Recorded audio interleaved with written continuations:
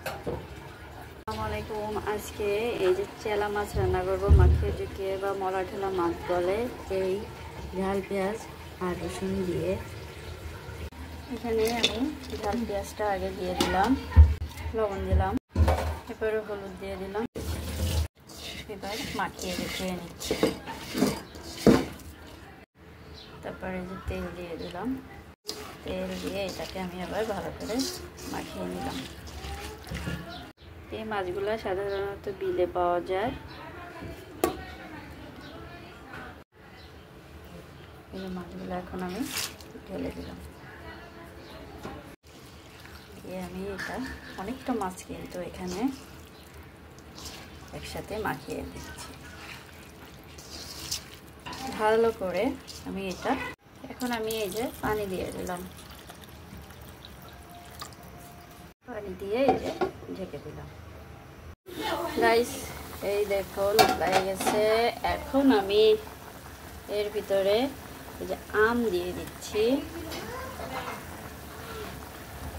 আম দিয়ে চেলা মাছ দিয়ে খেতে খুব মজা লাগে। তার সাথে আমি এই যে ধনেপাতা দেব, এখন একটু দিচ্ছি, নামানোর কিছুক্ষণ আগে আরেকবার দিয়ে নেব। দিয়ে আমি এটা নাড়াচাড়া করে দিলাম, দিয়ে আমি এই ঢেকে দিলাম। এই দেখুন তরকারি উতলায় গেছে শেষের দিকে। এখন আবার আমি ধনেপাতা দিয়ে দিলাম, আর একটু দিয়ে একটু নাড়াচাড়া দিয়ে নেব।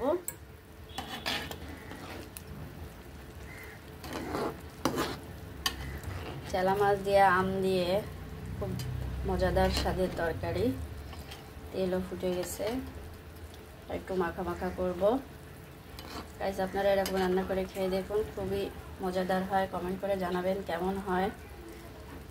গাইস এই দেখুন আমার চেলা মাছের তরকারি রান্না হয়ে গেছে। এরকম ঝোলই রাখবো।